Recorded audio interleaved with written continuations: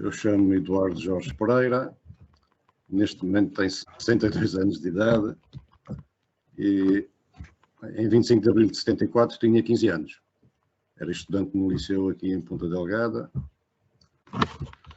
Eu tive uma sorte em ter um pai do continente que teve um pai que tinha sido um revolucionário nos anos 20 e nos anos 30 e, como tal, era habitual, desde os princípios dos anos 70, eu assistir com o meu pai e com uma série de amigos que ele tinha aquelas célebres reuniões da Rádio Portugal Livre. E quando chegou ao 25 de Abril, eu não estava assim totalmente, não teria os olhos abertos como qualquer um de nós, mas tinha já umas certas noções que vivíamos em ditadura, que havia o fascismo e tudo isso. O que poderei dizer em relação ao 25 de Abril, ao dia 25, dirigi-me para o liceu. A ideia que eu tenho, apesar ao fim de todos esses anos, é que não nos deixaram entrar no liceu e pronto, e ficamos ali a conversar, não sabia bem o que é que estava a acontecer no continente, até porque cá não havia televisão, era só a rádio, mas eu tive um palpite que deveria ser um golpe, até porque já tinha havido o das Caldas que não tinha batido certo, e como sabia onde ficava a sede da PIDE, e estou a falar nisso pelo seguinte: meu pai era colecionador de selos e correspondia-se com vários colecionadores de outros países, essencialmente do leste, russos, polacos, romenos, etc, etc. E todas as cartas que vinham destes países, meu pai tinha que lá ir à PIDE levantar, que as cartas eram abertas, os selos eram vistos e etc. E dirigi-me para lá, mas quando lá cheguei, para o meu espanto, já lá estariam 10 ou 20 pessoas e aquilo era uma fumarada lá pelo telhado.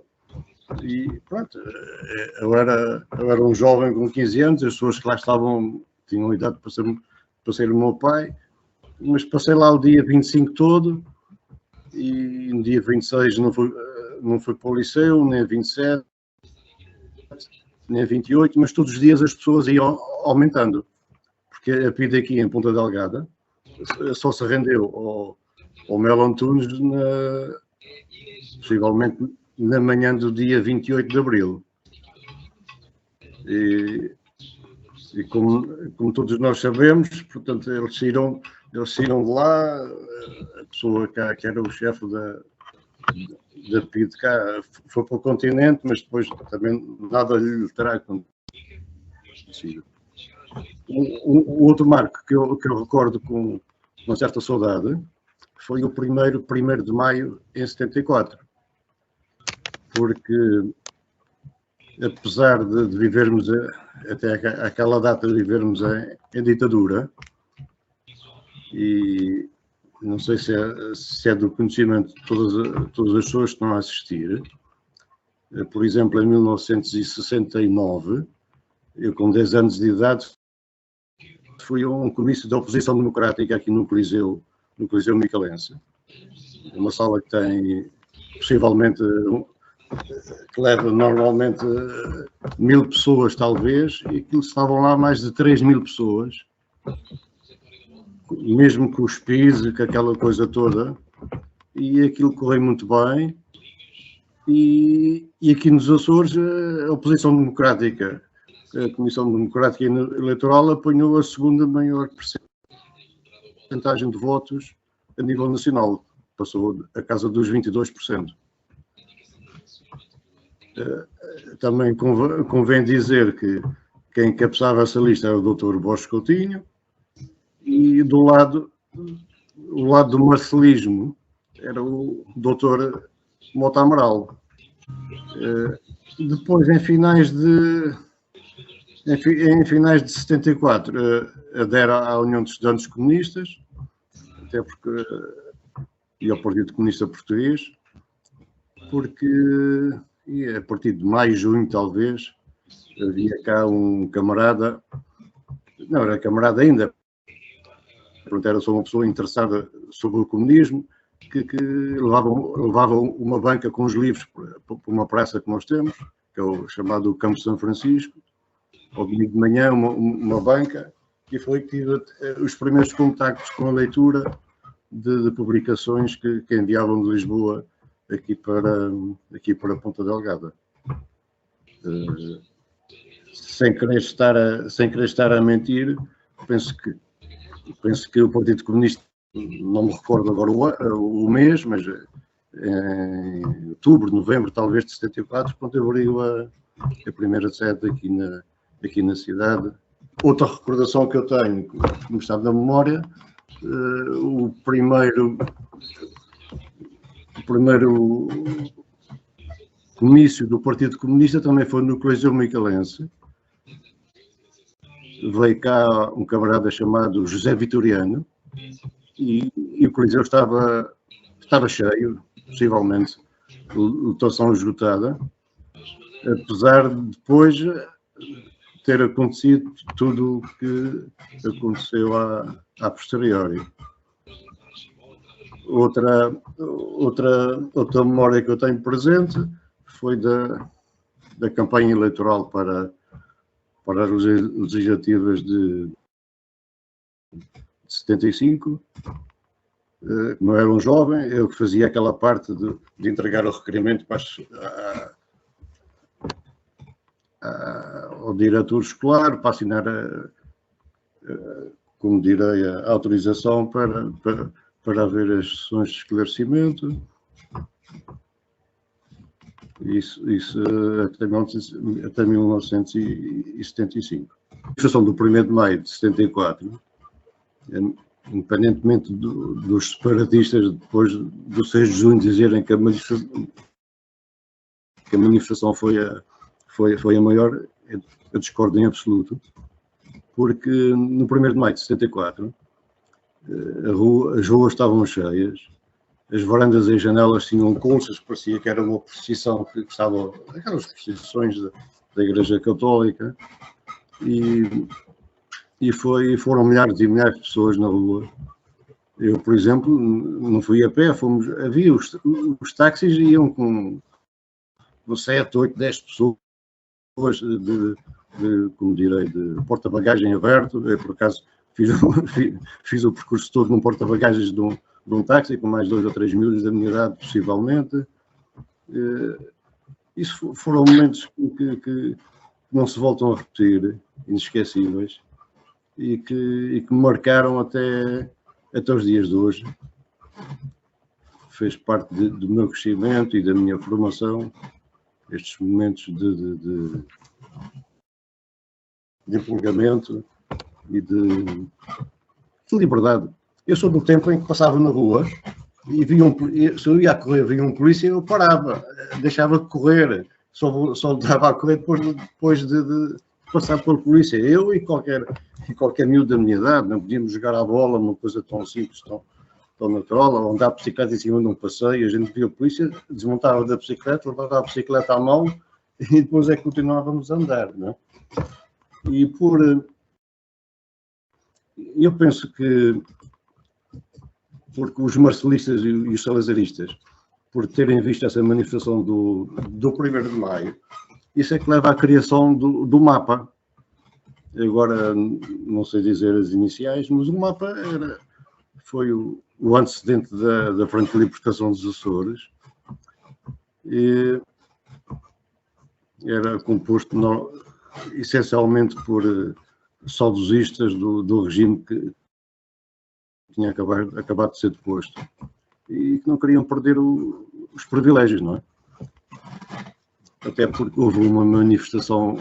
Eles falam que a sede deles foi como é que eu dizer, vandalizada, etc, etc. O que eu poderia dizer a esse respeito é que houve cá uma manifestação unitária com o Partido Comunista, com o Partido Socialista, com o Comércio, com a MDP-CDE, que partiu aqui da Rua da Misericórdia. Recordo-me perfeitamente das palavras de ordem da altura, porque havia e há um café que chama-se Café Royal, onde eles todos se juntavam, os saudosistas, e uma das palavras de ordens é: nas mesas do Royal traiu-se Portugal. E outra frase de ordem, outra palavra de ordem era mapistas para os xadrez. 1, 2, 3, mapistas para os xadrez. E, por exemplo, nessa manifestação foi o Carlos César, o outro açoriano do Partido Socialista, que chegou a ministro dos Negócios Estrangeiros e a Presidente da Assembleia da República, também natural dos Açores. E o que aconteceu, a manifestação findou em frente à sede do MAPA, e pronto, e aquilo, com o calor do momento, não é? Toda a gente a gritar: mapistas para os xadrez, mapistas para os xadrez. Houve 3 pessoas que entraram dentro da sede deste grupo de extrema-direita fascisante, posso dizer isso publicamente. Quem entrou fui eu, um camarada do Pico, que eu sinceramente perdi o rastro e esqueci-me do nome, e foi a filha mais velha do Dr. Borges Coutinho, chamada Isabel. Mas nós não arrombamos a porta foi-nos aberta por um consultor, por um médico que tinha um consultório no mesmo edifício. Nós entramos, havia lá uma mesa de madeira, com umas cadeiras, um armário com umas tintas e com spray, e isso mandámos para o chão. Chegámos à janela e largámos fogo à bandeira do MAPA. Para a nossa surpresa, entretanto, aparece o General Altino Magalhães, que na altura era como direi, o chefe máximo dos militares cá nos Açores. Estava cá embaixo com mais 2 soldados, e à maneira que nós saímos, levamos, dizendo em bom português, uma pancada valente com aqueles cavalos marinhos, aqueles cavalos marinhos, é assim que eu chamo aquilo, e que aquilo deixou marcas por aí umas 2 ou 3 semanas. Tenho um outro momento engraçado, foi o primeiro comício do CDS aqui nos Açores, aqui em Ponte Delgada. Veio cá o Amaro da Costa. E nós decidimos boicotar, e a nossa experiência era pouca. O que é que nós fizemos? Compramos aquelas bombinhas de carnaval, aquelas bombinhas pequeninas, hein? Cuidado, aquelas bombinhas de carnaval, fizemos um rastilho e fizemos explodir aquilo na casa de banho, nas casas de banho.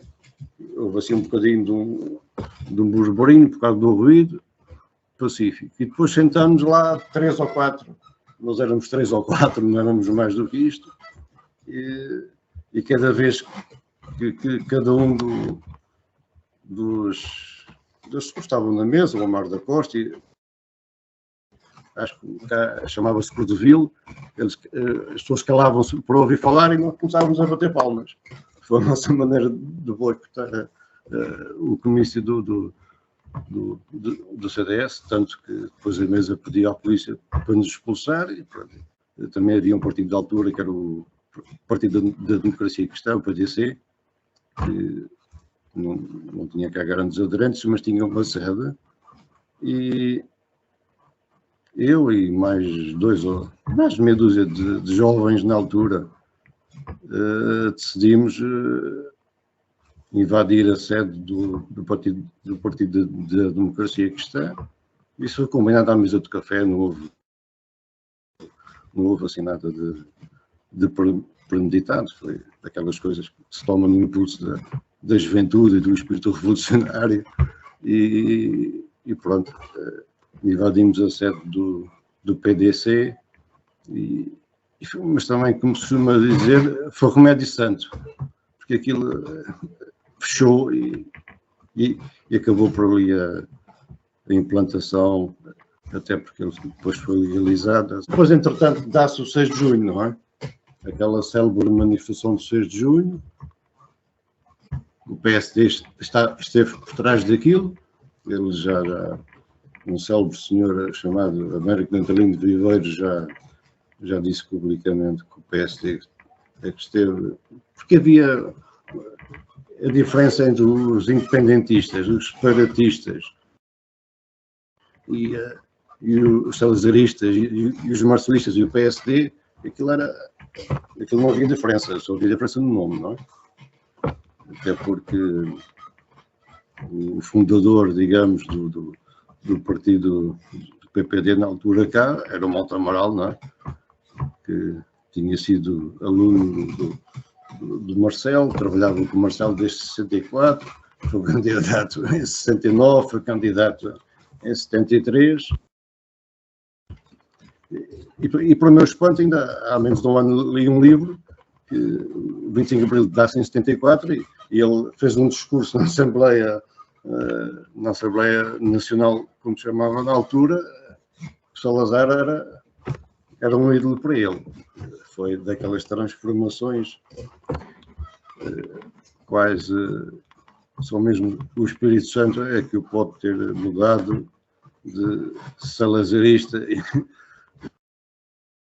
para democrata num curto espaço de tempo. Mas, voltando ao 6 de junho, houve aquela manifestação, atacaram como direi, a sede do Governo Civil, na altura era o Dr. Borges Coutinho, ocuparam o aeroporto, ocuparam a estação dos Correios, ocuparam e agrediram a sede do emissor nacional,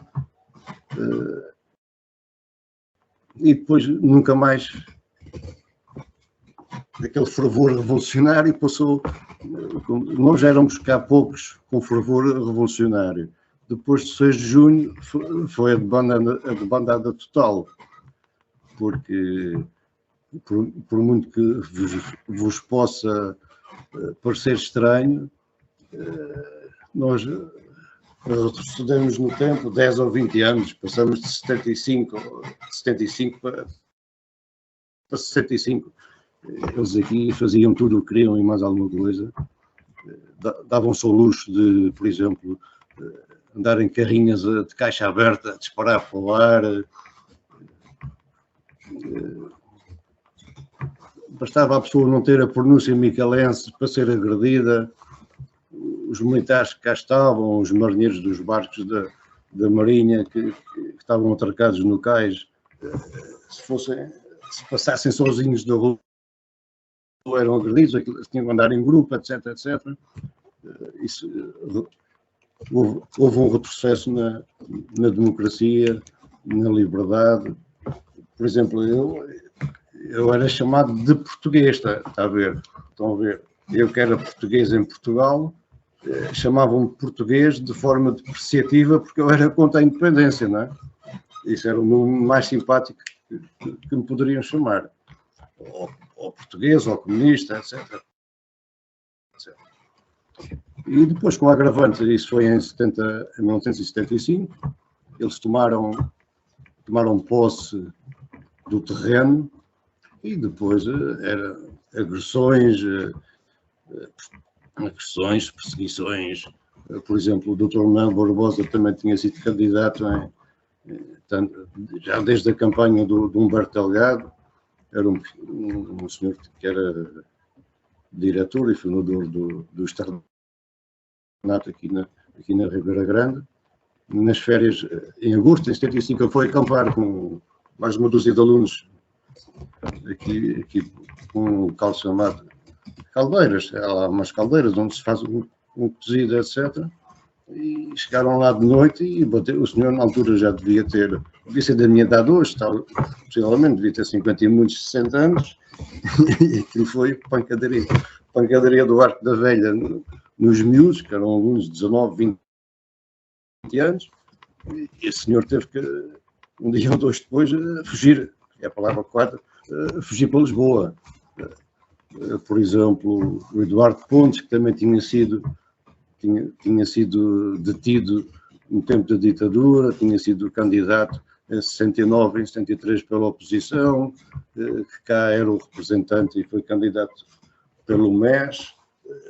também passado poucos dias teve que ir embora porque não foi agredido.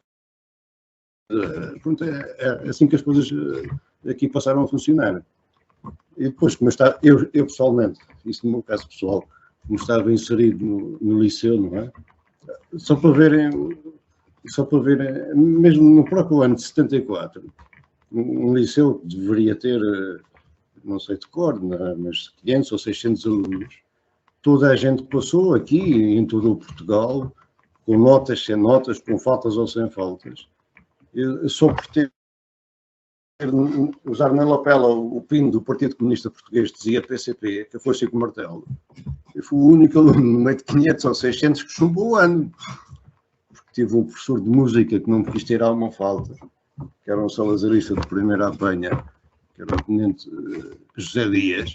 Além de tudo isso que eu posso dizer, a mais grave foi em 77. Tinha havido umas eleições para a Comissão de Estudantes, houve uma lista do PS, de alunos ligados ao Partido Socialista, e houve a lista dos elementos ligados à FLA.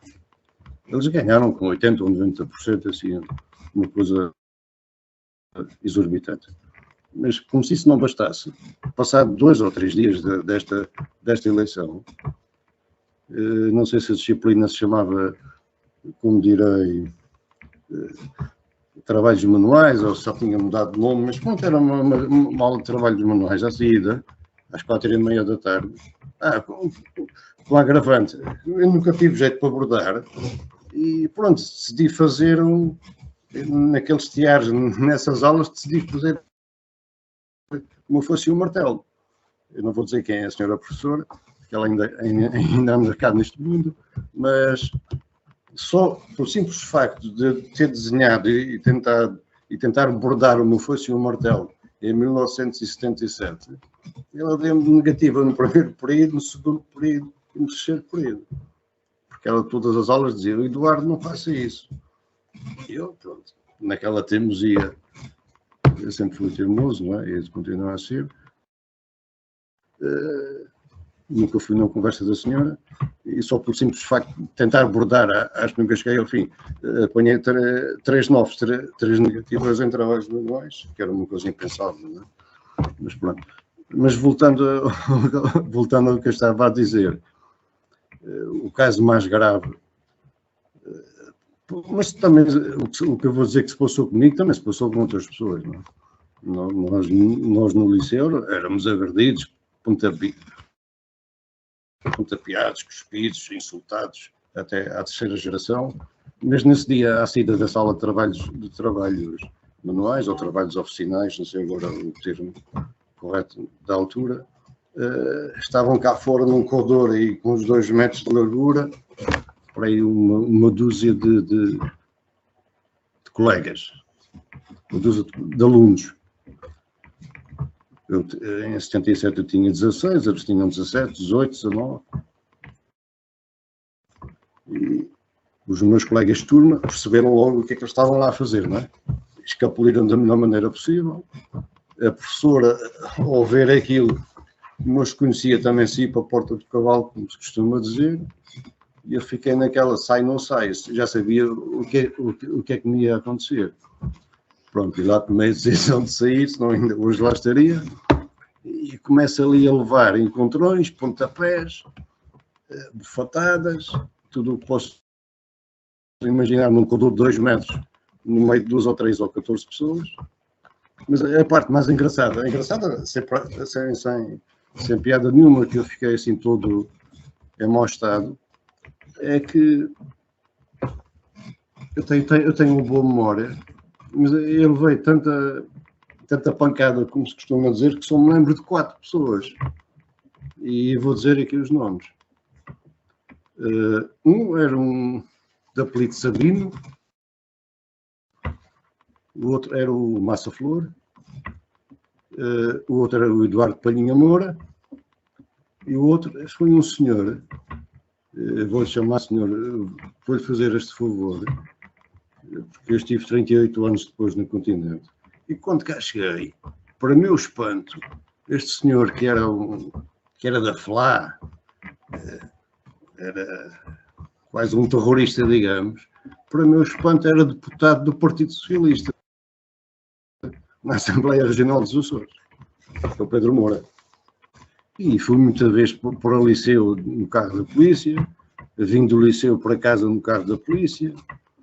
O meu pai tinha certos conhecimentos nas Forças Armadas e houve um militar, ainda há meia dúzia de anos era vivo, que deu 2 pistolas para ele ter em casa. E uma, normalmente, eu andava com ela aqui atrás nas costas e tive que dar alguns disparos, não é? Depois desta sova brutal que apanhei, no outro dia a minha mãe foi ao liceu, foi falar com a minha diretora de turma, que era a Maria José Azevedo, que estava grávida, deixou de dar aulas neste ano por causa disso, e foi passar e passou a trabalhar na RTP Açores. E que a minha professora de português, que era a doutora Angelina Balacó, também é viva. E não imaginem que as mesmas pessoas que me tinham batido no dia anterior empurraram-nas, ofenderam-nas, cuspiram-nas, foram pontapeadas, foram falar com o reitor do liceu, acho que era assim que se chamava, o reitor, que é de apelido Amaral, mas toda a gente o conhecia por Nicotina, que ele era uma pessoa anti-tabaco, levada ao extremo. E o senhor o que é que fez? Ele demitiu-se para não expulsar, minimamente, meia dúzia de dias ou uma dúzia de dias, os alunos que me tinham batido no dia anterior e os alunos que tinham batido, empurrado e ofendido a minha mãe e 2 professoras do próprio liceu. E há muito mais pessoas que poderiam dizer o mesmo. Eu não era caso único. Só que, infelizmente, as pessoas que passaram por isso e por coisas parecidas, e por terem passado por isso, passaram-se para o outro lado, que é sempre a maneira mais fácil, é quando não podes com eles, junta-te a eles. Mas a minha filosofia é ao contrário. Não podes com eles, vai contra eles. Na tua biografia falavas de uma organização, a LAPA. Isso foi é verdade. Isso era para quê? Mas em relação à LAPA, que é a Liga de Ação Patriótica dos Açores, foi como direi, uma organização que foi criada no continente, em Lisboa, por elementos do Partido Comunista, que era para fazer o contraponto à Frente de Libertação dos Açores, que era a FLA. Há muitas histórias, há livros, há partes, contam-se muitas histórias da LAPA. Mas a história da LAPA, isso é assim, isso foi criado em Lisboa e foi transportada, digamos, aqui para São Miguel. E quando foi da apresentação pública desta Liga de Ação Patriótica dos Açores, veio aquele jornalista chamado Manuel Dias, do Diário Popular, e foi dada uma conferência de imprensa, numa mesa, com 3 pessoas, encabeçadas, tipo ETA, onde foram lido um comunicado, praticamente o que se disse nesta conferência de imprensa. E sim, na primeira página do Diário Popular, em 75, não vou garantir o mês, não me recordo, setembro, outubro, novembro, no máximo. Nós éramos 4 pessoas. Nós não éramos 40, nem 400, nós éramos 4. E o que nós tentamos fazer, dentro das nossas limitações, é fazer o contraponto à FLA. Por exemplo, nós tínhamos pessoas que nos informavam. Eu posso lhe dar o exemplo. A FLA pôs uma bomba aqueles petardos caseiros, mas que fazem estrondos e que partem vidros e que arrebentam com carros e com casas. Puseram, por exemplo, foi em 76, puseram uma nas instalações da Marinha. Porque, é assim, a polícia era escusado nós irmos dizermos à polícia, olha, dia tal, a tantas horas vai haver isto, porque a polícia, isso foi-me dito por um membro da FLA, ainda relativamente há pouco tempo, que eles tinham um acordo, o acordo era, não se metam, a polícia não se metia com as pessoas da FLA e a FLA não se metia com as pessoas da polícia.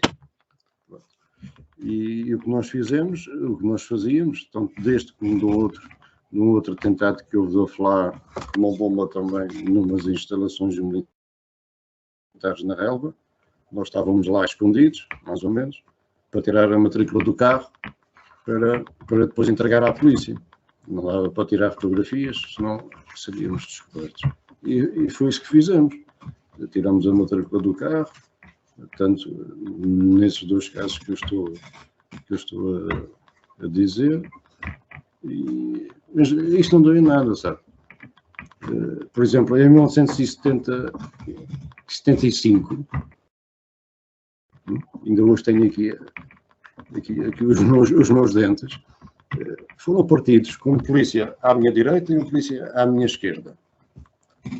E tinha um outro camarada, que ainda hoje é vivo, mas também é daqueles que mudou de cor, que lhe abriram aqui a cabeça. E a mim partiram-me os 6 dentes da frente, com a chave do carro. Nós tínhamos um polícia à direita e um polícia à esquerda, que seriam as nossas testemunhas. Aliás, eu tenho esse orgulho de ter sido a primeira pessoa da Ilha de São Miguel que levou alguém da Frente de Libertação dos Açores a tribunal.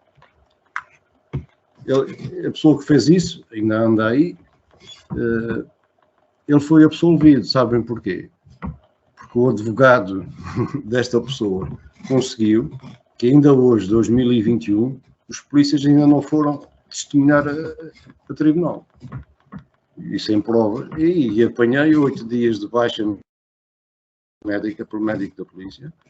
E o outro jovem na altura, era mais velho que eu, mas também abriram a cabeça e foi como se nada fosse. Aliás, quando eu fui para o continente, tinha para aí mais de uma dúzia de processos de agressões que sofri com outras pessoas que nunca deram em nada. Em 75, um dos heróis da Revolução de Abril esteve cá. O Salgueiro Maia esteve cá. E eu tive... Era um puto com 16 anos, como se costuma dizer, não é? Não é que ele tenha passado grande cartão. Ele era simpático, amável, prestava. Pronto, mas o que nós gostávamos, quando estávamos com ele no café, era ouvir as histórias que ele nos contou na primeira pessoa do que se passou, por exemplo, no Terreiro de Paz, etc, etc. Por exemplo, existe aqui um núcleo antifascista de São Miguel. Foi criado há pouco mais de um ano. Porque, eu não sei se sabem, mas aqui em Portugal ainda existem 3 ruas, ou ruas, pracetas e vielas, no nome do António de Oliveira Salazar. E existe uma nos Açores, na Ilha do Pico, também continua a haver António de Oliveira Salazar.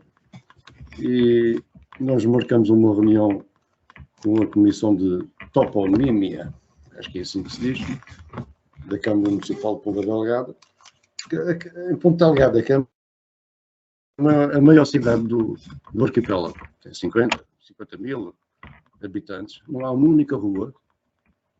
25 de Abril, 1º de Maio, da Liberdade, Roberto Delgado, Salgueiro Maia, Mário Soares, eu já nem falo no Alborquinhol, ok, assim, mas até o Monte Amaral tem uma avenida. Tudo o que era salazarista e fascista e deputado da Assembleia Nacional tem rua. Nós fomos a esta comissão, fizeram-nos o favor de nos estar a aturar durante 1 hora, mas ouvimos as coisas mais incríveis. para que mudar por uma rua 25 de Abril? O 25 de Abril não teve grande impacto na sociedade açoriana, etc, etc. Palavras e frases deste teor. Aliás, nós até propusemos que pusessem nas antigas instalações da PIDE uma placa.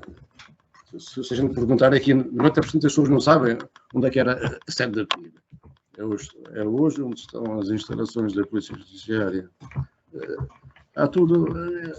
Nós estamos em 2021, mas a democracia aqui nos Açores, e principalmente em São Miguel, que é o caso que eu conheço melhor, é uma democracia condicionada. E isso vê-se todos os dias. As pessoas, sem querer falar de política, as pessoas não acreditam nas pessoas, porque aqui houve 25 anos praticamente, 25 anos PSD, 25 anos PS, não é? E isso aqui é o meio pequeno. Aqui os empregadores são as câmaras municipais, juntas de freguesia, etc. E as pessoas sentem-se condicionadas, não é? Nós fazíamos reuniões do núcleo por via Zoom com uma dúzia de pessoas, mas quando era preciso ir à rua, ia eu e a minha mulher. Os outros 10 estão a ver como é que é, não é? Apesar de estamos a caminho dos 50 anos de 25 de Abril, eu acho que não tenho a certeza, precisamos de um abril, ou um maio, ou um junho, um mês qualquer, de um dia qualquer, para ver se a gente dá a volta a isto. Olha, Eduardo, desculpa, só uma pergunta, sou o José Oliveira. Houve, assim, nunca terá sido uma movimentação muito forte, mas há alguma movimentação aí na zona de Ponta Delgada, ou nessa zona dos Açores, no sentido de se exigir melhores condições de trabalho, alguma coisa assim? Chegou sequer a haver alguma réstia disso nessa fase? Houve há coisas que me passaram, mas eu posso, por exemplo, o primeiro sindicato que houve aqui de pescadores tínhamos um camarada que era pescador e o responsável pela altura pelo Partido Comunista Português aqui nos Açores, que era o Carlos Freião, reunia-se com este sindicato. Mas reuniões estas, que eram às 2 da manhã, que era para ninguém ver, porque eles não queriam que soubesse que estava alguém a ajudá-los ou a orientar. E isso, para além dos pescadores, também do jornal Correio dos Açores, as reuniões que havia era como dirá, 1 da manhã, meia-noite, 2 da manhã, e o Faraão saía, ia um à frente para ver se alguém via ele entrar no jornal, etc. Era assim que as coisas funcionavam. Nas grandes movimentações neste sentido, ainda hoje cá não há. Portanto, em relação à FLA, eles a FLA era uma sigla. Mas aquilo era um polvo, havia muitas FLAs pequeninas, porque havia muitos egos. Porque, não sei se sabem, mas aquele que aparece como líder da FLA, que é o José de Almeida, ele já faleceu, ele era açoriano, foi dar aulas para Viana do Castelo e era deputado da outra senhora,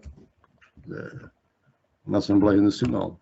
Quando se dava 25 de Abril, ele é saneado do Liceu, onde dava aulas, e ele não regressou aos Açores, não teve nenhuma inspiração divina para vir cá pedir a independência.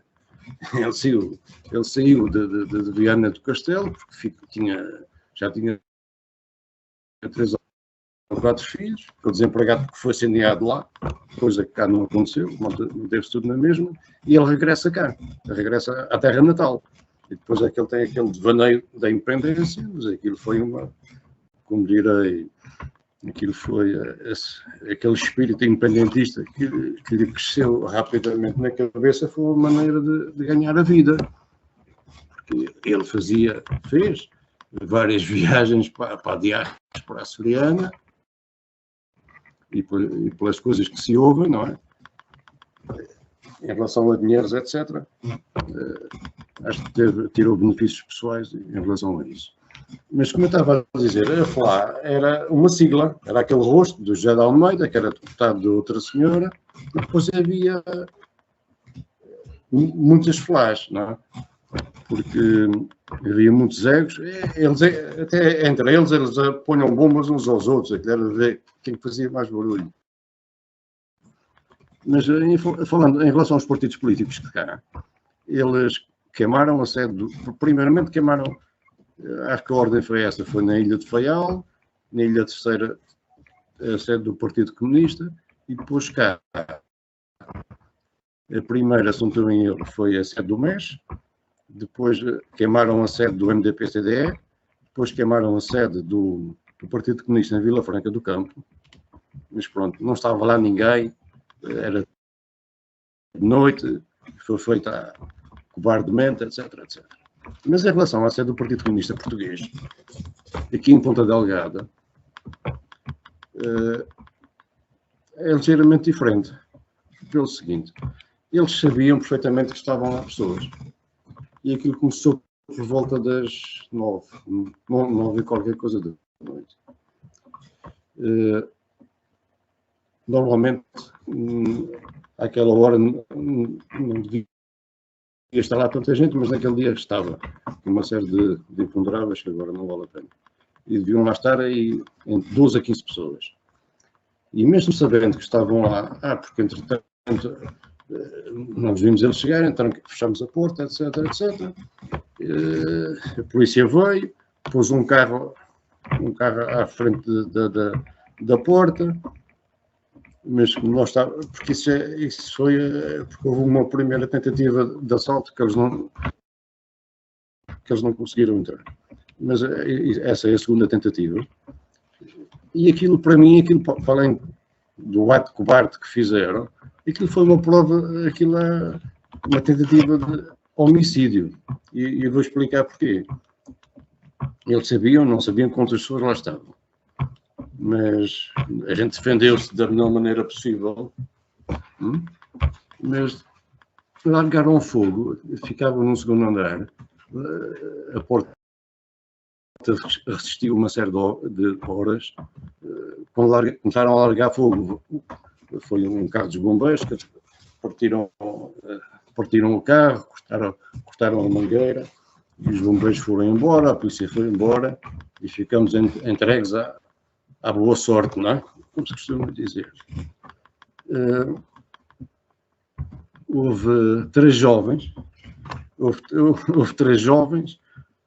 três meninas, eram meninas, que tinham ido naquela noite pela primeira vez, não era uma noite de agosto, que estavam lá, tiveram que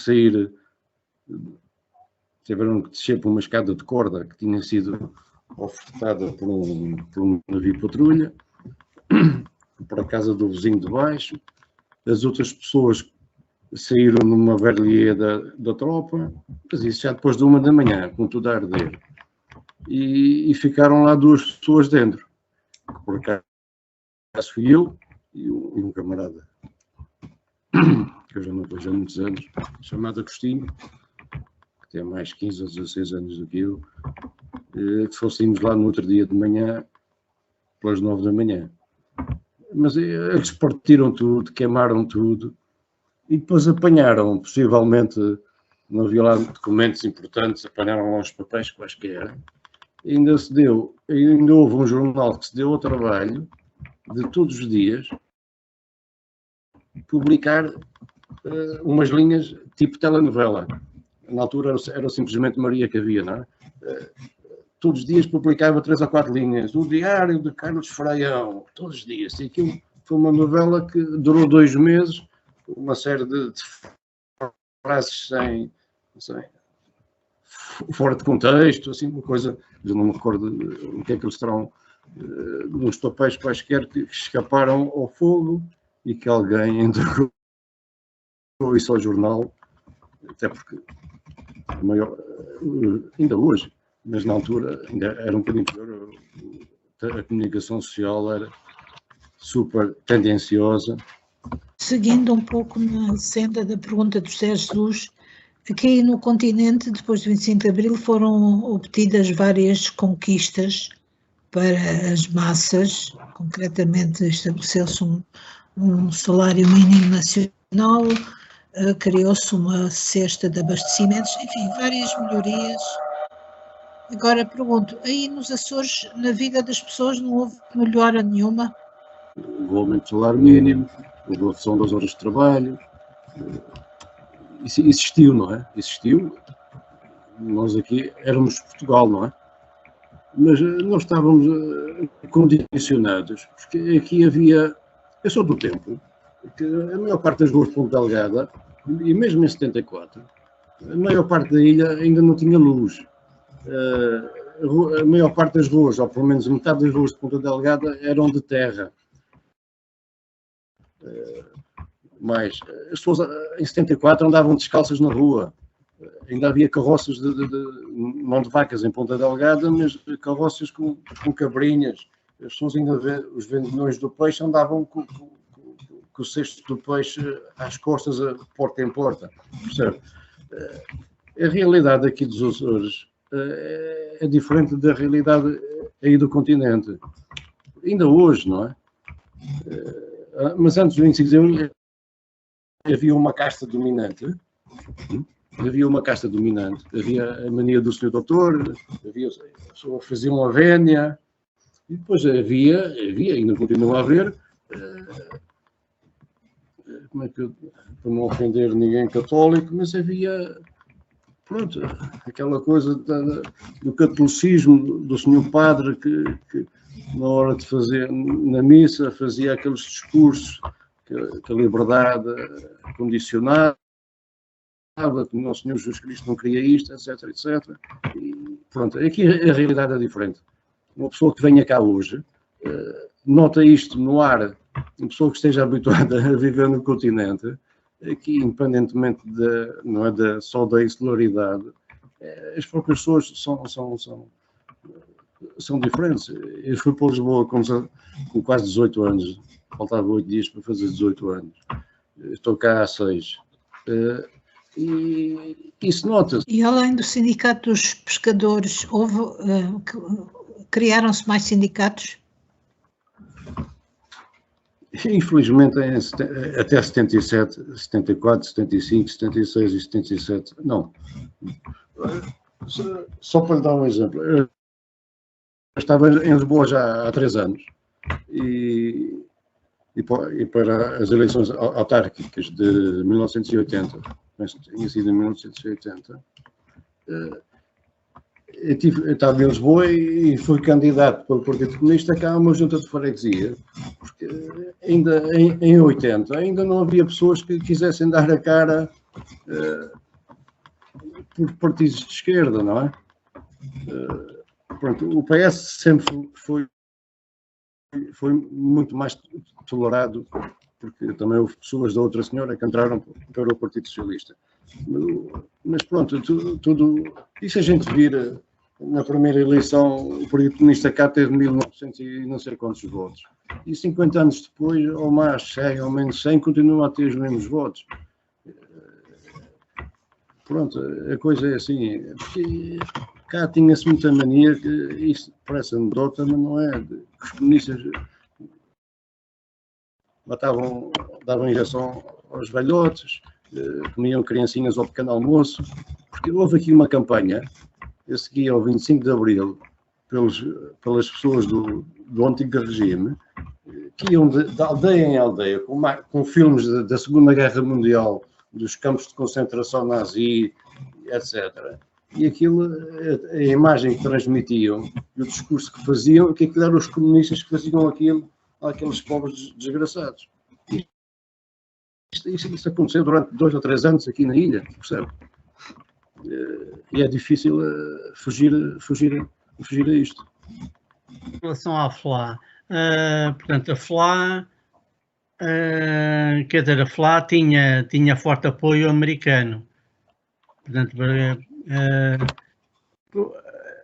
Portanto, como é que vocês explicam que, ou vocês não, como é que encaras o facto de, portanto, a direita aí se ter oposto ao 25 de Abril, assumindo, portanto, uma posição de separação, portanto, independência, de separação do continente e admitido integrar-se ou meter-se sobre a asa dos americanos.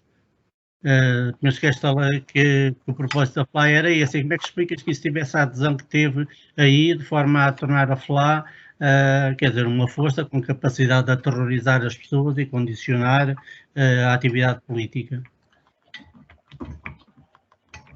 Isto é assim, este senhor com quem falei há pouco, o José de Almeida, o que ele desejava fazer cá e os outros líderes da FLA não era bem uma colónia americana.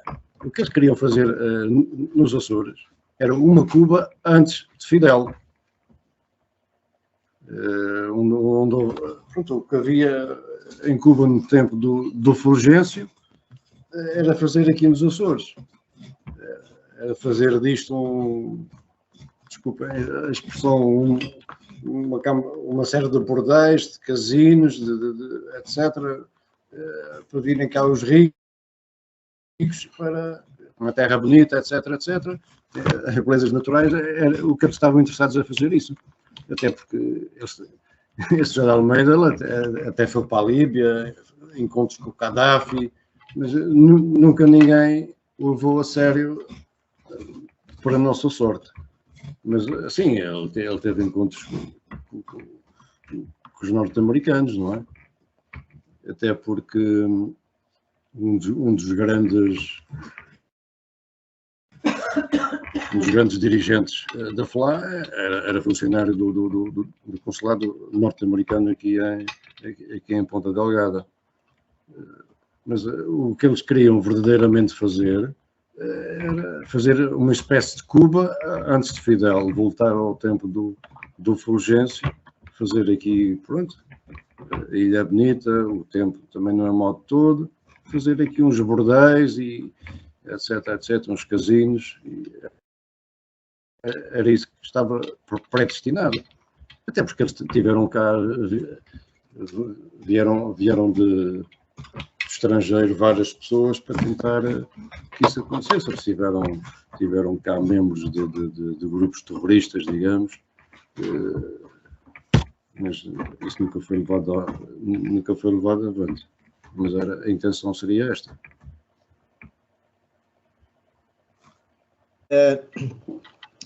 No que diz respeito ao mapa, ele surgiu imediatamente a seguir ao 25 de Abril. E tenho aqui à minha frente o primeiro comunicado do mapa, que foi datado de 26 de Abril de 1974.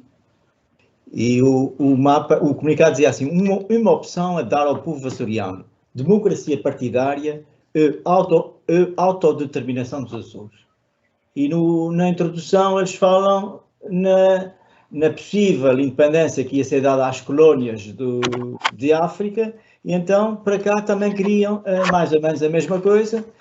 E neste comunicado eles apresentam um conjunto de reivindicações que penso que eram de algum modo atraentes para as pessoas.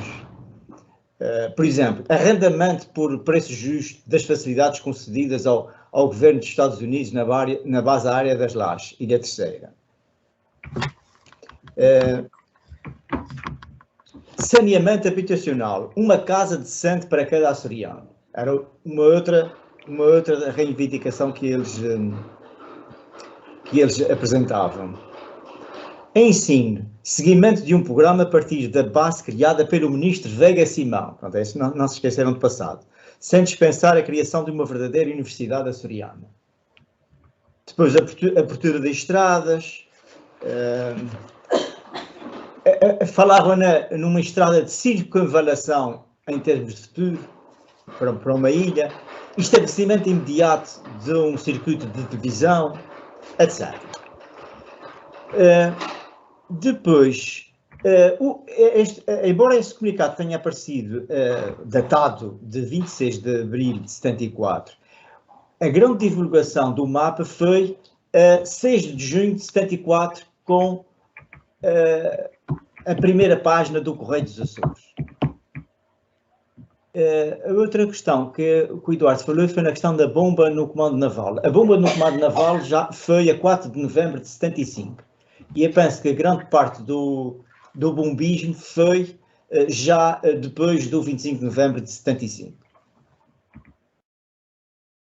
Em relação à Lapa, eu não vou acrescentar mais nada, mas eu tenho comigo, penso que todas as publicações da Lapa que eu recebi através de um militante do PCP de Vila Franca de Conde. Em relação ao movimento para a criação de melhores condições de vida, houve, para além do sindicato dos pescadores que o Eduardo referiu, houve uma tentativa de criar o sindicato dos trabalhadores rurais, com sede principalmente na Fajão de Baixo, e em Vila Franca chegou a haver uma delegação do sindicato, mas que não avançou muito. Depois, houve também o aparecimento de cooperativas. Não me lembro se ainda foi no verão quente ou se já foi depois, mas lembro de uma cooperativa agrícola na Maia que chegou a ter um trator vindo da União Soviética.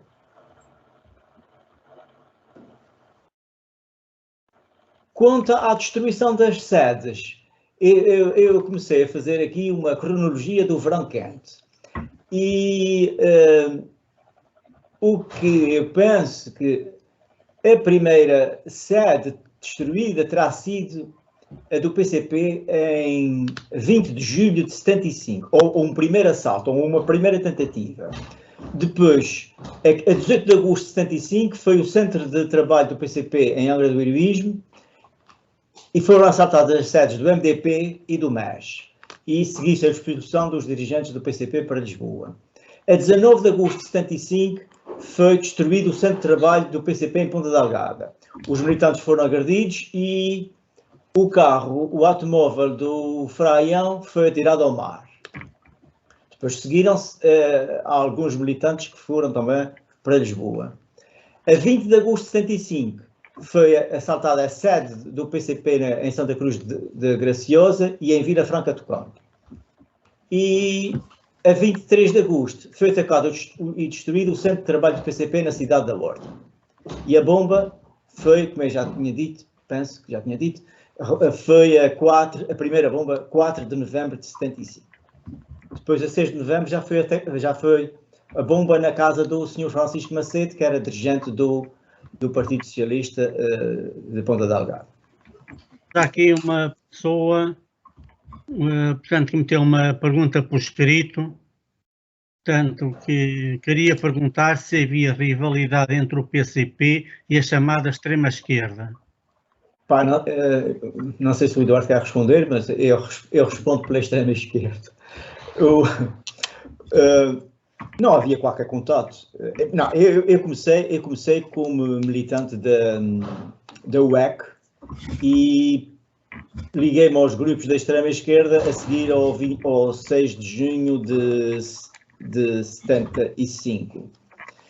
Não havia qualquer contato e, portanto, e a extrema-esquerda aqui, portanto, falando nos grupos ML, houve elementos que foram a estudar, mas houve outros que permaneceram cá e durante muito tempo publicaram um jornal clandestino que era o Luta pela Democracia Popular. Políticos que tinham sede aberta. Sim. E que eram de esquerda. Estou a falar na Ilha de São Miguel, era o Partido Comunista, o Partido Socialista, o MDP, CDE e o MES. Agora, tudo o que possa ter havido depois de 77, eu não sei. Possivelmente poderia haver elementos dos grupos ML, portanto reuniam-se, podiam-se reunir, podiam-se encontrar, mas não tinham um espaço físico onde se reuniam que fosse aberto ao público, que tivessem uma militância ativa. Podia ser, não quer dizer que não tenha havido, mas visivelmente não se via como se costuma dizer. Concordo perfeitamente. Não, nunca tiveram sede, mas continuaram ativos e distribuíam. Já agora, sim. Já agora, se me dão licença, já agora queria reportar outras duas coisas, que foi o seguinte. Uma foi um comício que houve em 1976 do Partido Socialista aqui em Ponta Delgada, no Cine São Pedro, onde esteve presente o Igrejas Queiro, que veio do continente, e a poetisa a Sofia de Melo Breiner, aqui em Ponta Delgada. E eu por acaso fui assistir ao comício do Partido Socialista em 76. Ele foi lá e invadiu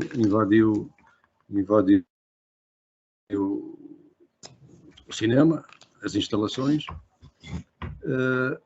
e mesmo a senhora na altura, a Sofia devia ter já na casa dos 60 anos ou 50 e muitos, e mesmo assim foi agredida. O Igrejas Queiro também foi agredido, e todos os elementos do Partido Socialista que estavam na mesa foram agredidos, e a maior parte das pessoas estavam a assistir. Houve também cá um comício de 1976 do MRPP, que o candidato era de cá, mas vivia no continente, que também foi uma barbaridade, foi agressões a todo ter direito. Até mesmo o próprio Mário Soares, quando cá veio, não conheceu o Michelense. Eu estava lá num camarote para ver o Mário Soares, nunca tinha visto ao vivo. E engraçado é que arrebentou lá uma bomba dentro do Coliseu, que foi mandado a colocar pelo próprio administrador do Coliseu, que ele tinha dois cães de fila, um era o Norberto e o outro não me lembro o nome, que eram os dois maiores arruaceiros da FLA.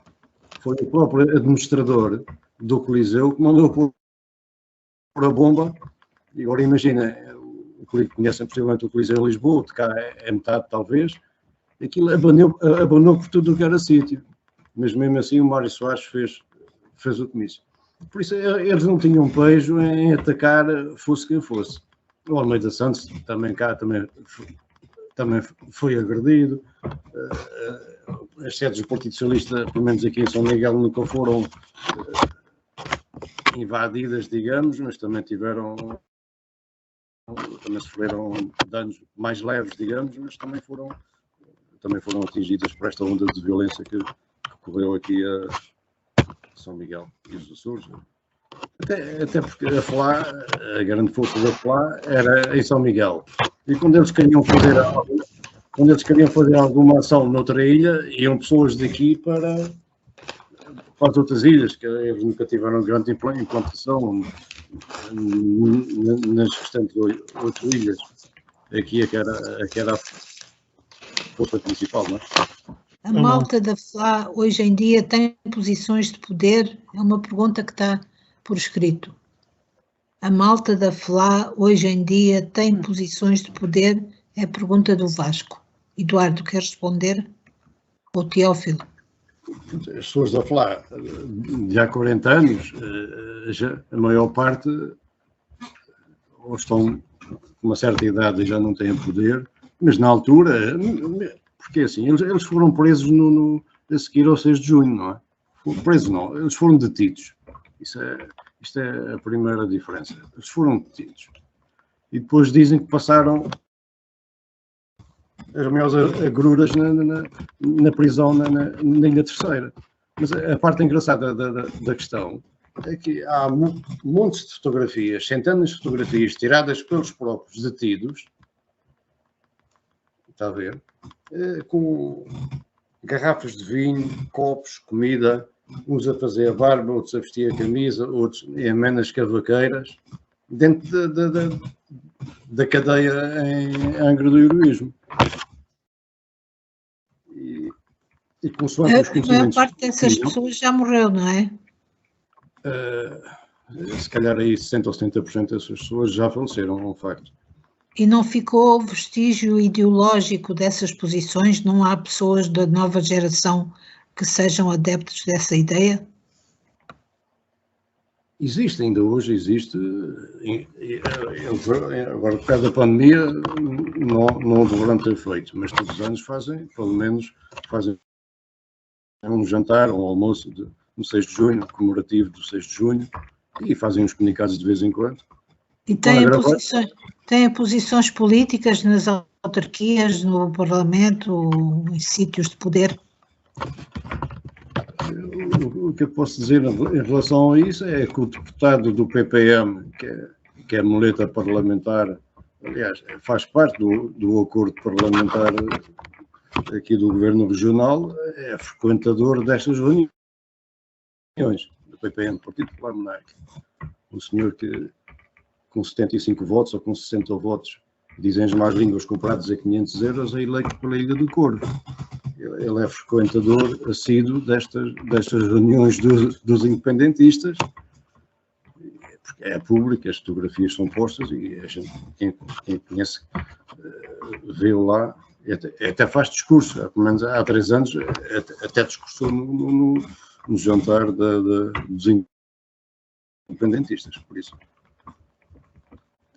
Não, mas mesmo das pessoas, dos 33 ou 34 pessoas que foram detidos, passado pouco tempo, um foi presidente da Câmara de Ponta Delgada, os outros passaram para PSDs, andaram sempre na esfera do poder, como se nada tivesse passado. Há um pormenor, já agora, se me dão licença, a conversa já vai longa, mas é assim, o 6 de junho, essas pessoas, esses 34 foram detidos. E o que eu vou dizer, a pessoa que foi comigo ainda é viva, é uma jovem, ou tem 62 ou tem 61 anos, é viva, vive aqui em Ponta Delgada, ela pode testemunhar isso, e a pessoa que mandou fazer isso também é viva, vive na Ilha de Faial. É assim, essas 34 pessoas foram detidas. Ok.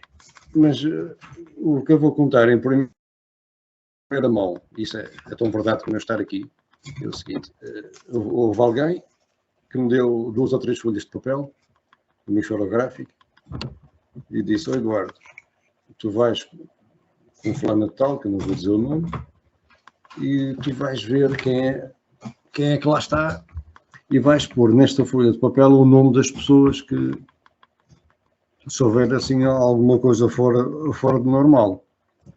E eu escrevi, daquelas 34 pessoas que foram detidas, é uma pessoa que foi detida, que praticamente lá não esteve, mas só foi detida porque foi um dos fundadores do mapa. Mas pronto.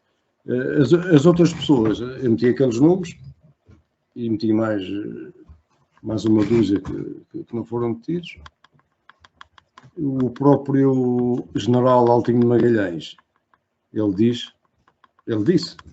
já faleceu, ele disse que tinha sido entregue uma folha numa estrada deserta, num encontro marcado com um carro, numa estrada deserta. Isto não é verdade.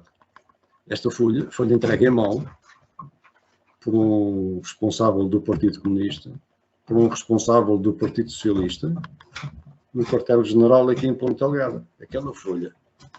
Agora, quem quiser acreditar nisso acredita, quem não quiser não acredita. Mas foi assim que aconteceu. Eu mais esta jovem, tivemos a pôr os nomes lá das pessoas que entraram e que, aliás, até quiseram mandar o governador civil na altura pela janela, ou ele se demitia, ou se ia pela janela, etc, etc. E foi essa a história dos detidos do 6 de junho.